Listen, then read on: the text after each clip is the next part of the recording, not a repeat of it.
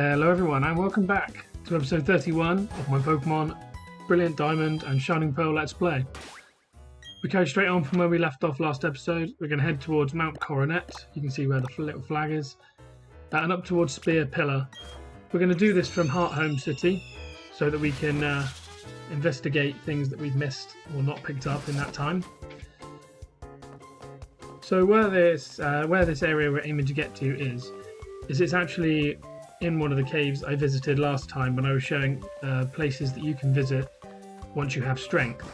If you remember, there was at the back of one of the caves there was a large, almost like a drawing of the 3 lake Pokemon deep within the cave. If we go back to that area, that drawing will now be gone and there will now be a cave there. So what we can do is we can just head straight back there and we will find the way up to Spear Pillar. So the reason I chose Hearthome City is because there's a few things that we haven't yet investigated that we can see. But first off, we've got to go through all the areas we've cleared. Of course, there's no new Pokemon to find here, as we've already been here and we've already caught everything that's available. A random cave Bibarel helps us cross the water. It's always weird that it chooses that Pokemon. There must be other alternatives. Try not to fall down the little ledge and then we'll shoot up this rock climb area. So I'm actually recording this just before the release of Pokemon Legends Arceus, which is coming out in 2 days' time. And I'm wondering how good that game is going to be and what kind of style that game is going to be, because I've seen a few of the gameplay clips and it looks to be the open world Pokemon game that everyone's always asked for quite well. Everyone who's ever played Pokemon has asked for. Of course, Let's Go Pikachu, etc. had a little bit of open worldness, as did Pokemon Sword and Shield. And then this game here, the remake of Diamond and Pearl, went back to the old style of everything being in hidden behind encounters. But yeah, this new game, Pokemon Legends Arceus, appears to be going fully open world, which should be quite interesting to see. So I'm wondering how good that's going to be. But if you guys are interested in seeing a Let's Play of that on my channel, please drop a like and drop a comment to let me know, because I'd be definitely up for giving that a go. But first off, we've got to finish this off. So you'll see where that panel was is now cleared, and there was now a cave we went through.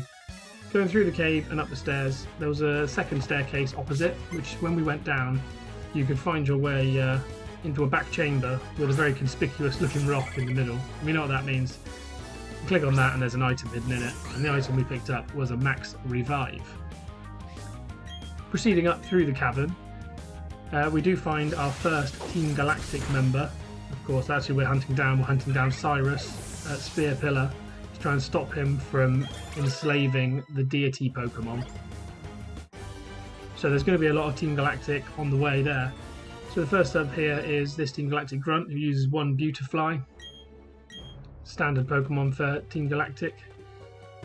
Again, you're only going to face the standard Pokemon you always face, which is Golbats, variants of Wurmple, Stunky, and Crogunks, and maybe some Glameows. Now, just after the battle we had with the Team Galactic Grunt, the rock in the top left-hand corner of this passage actually contains a Super Repel, so make sure to click on that and get that item on your way through. Shortly after that, there's another trainer here, which is another Team Galactic Grunt. This one's actually not using any of the Pokemon I just mentioned.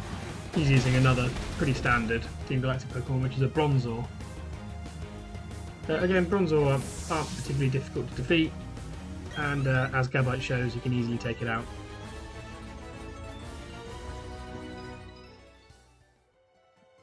So, proceeding through the passage, there's then an exit cave here, which leads us out into this snowy area.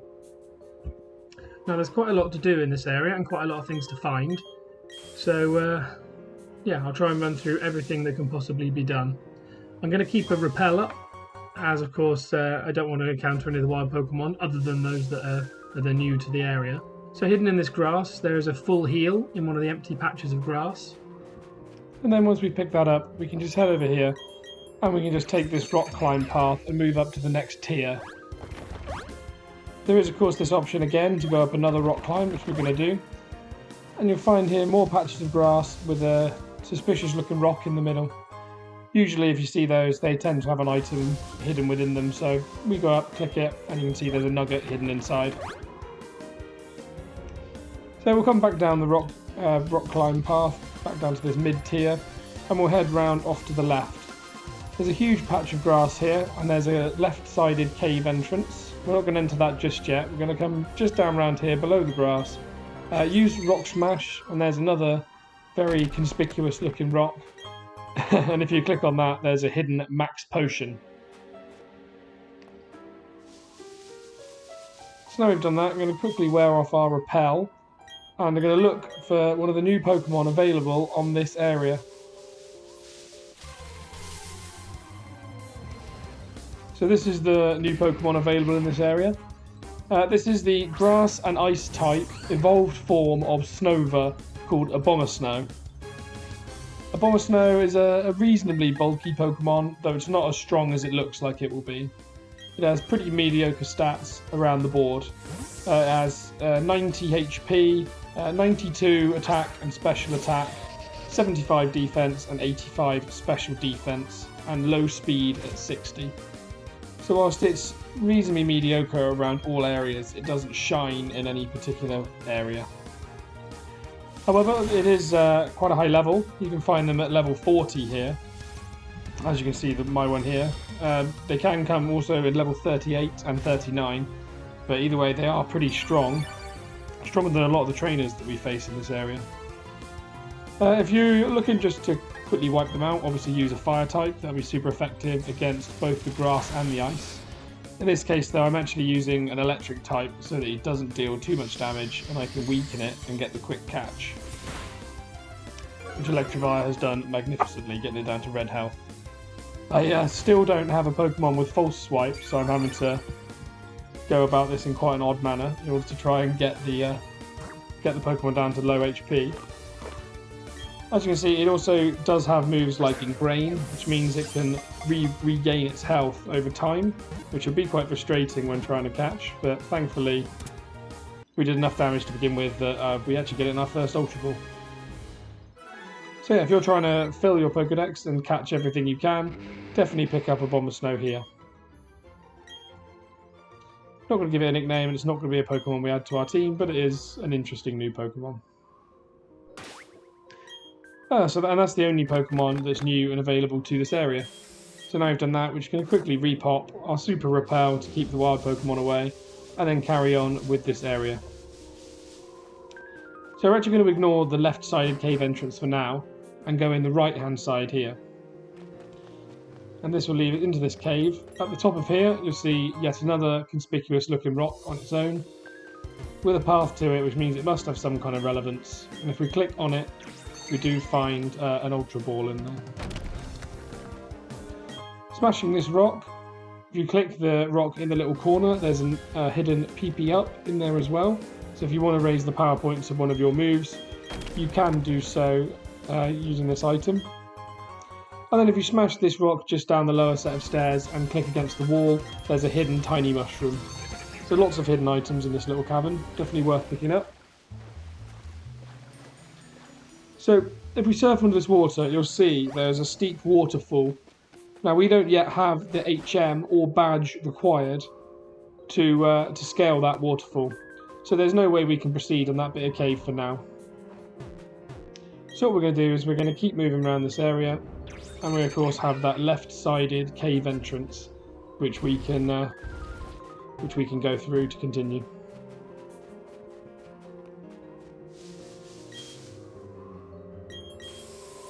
Thankfully I've got plenty of these, so I can just keep using them. So in the left-sided cave entrance, as you head up, there's nothing really to see other than the rock climb. So we'll use this to move up a tier, and then we see our first spot of a Team Galactic member in the area.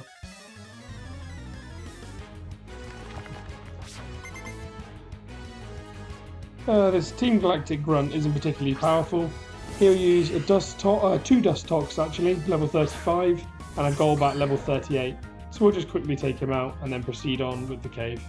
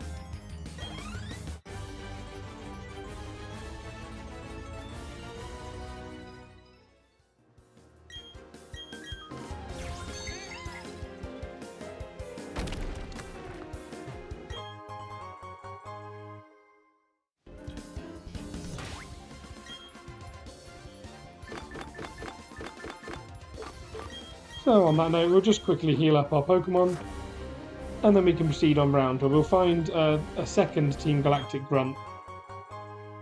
But first off, if you click on this rock halfway along, you will find a hidden ether in the rock.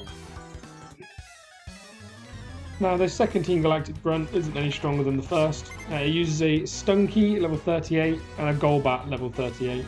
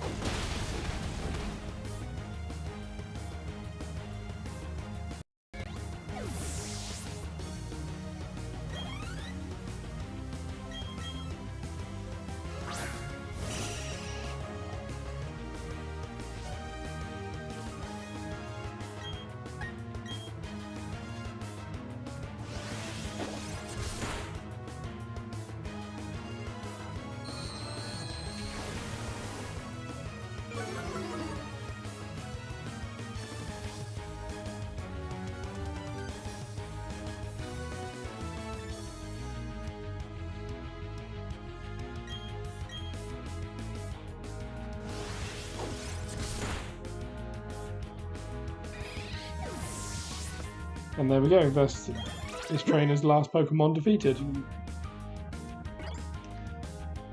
Ooh, Aqua Ring for Manaphy. As this is a move that's a little bit like the Ingrain that we saw Abomasnow use earlier. It'll allow Manaphy to regain some health, HP, every single round. So I am actually going to learn that move over Acid Armour for now, as it's a move that I don't ever really use.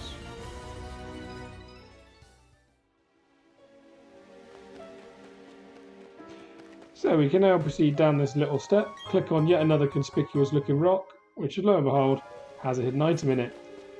This one's an escape rope, which will be quite handy if we need to get out of one of these caves.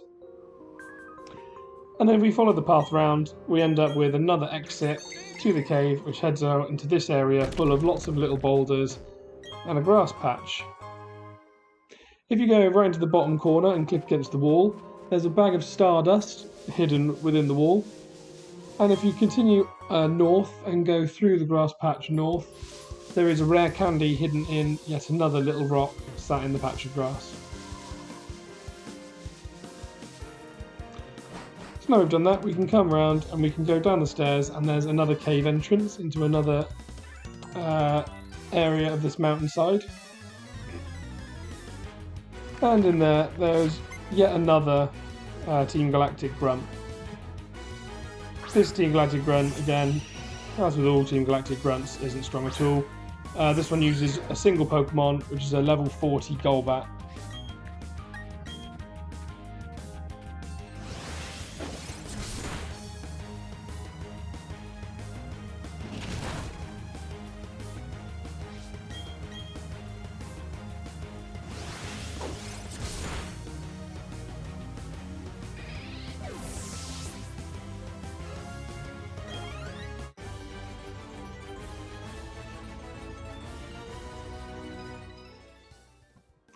And there we have it. That's just one of a number of trainers actually in this area. So next to the Team Galactic Grunt we just faced off against, he was actually guarding a little rock climb area. So we'll go use this and go down to this like third tier area. As we come round to the east, we'll see another little rock that's almost guarded by two Rock Smash rocks, so I assumed there was going to be a hidden item in there, but it doesn't appear to be the case. The item is actually hidden in the wall just below, which we spot using our dowsing machine. There's a max ether hidden in that wall. And then if we head down to the south and go to yet another little rock sat on its own, we click on that and we get a big mushroom. So following the spiral round, if we continue north, we find another Team Galactic Grunt. This one uses a Wurmple level 34, a Silcoon level 36, and a Beautifly level 38.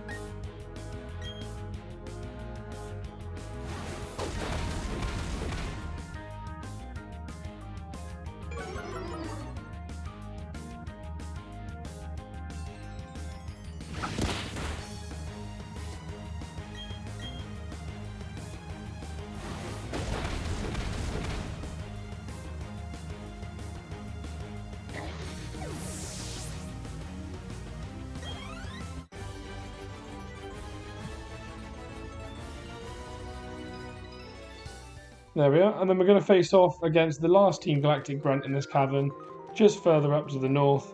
There's this guy stood here.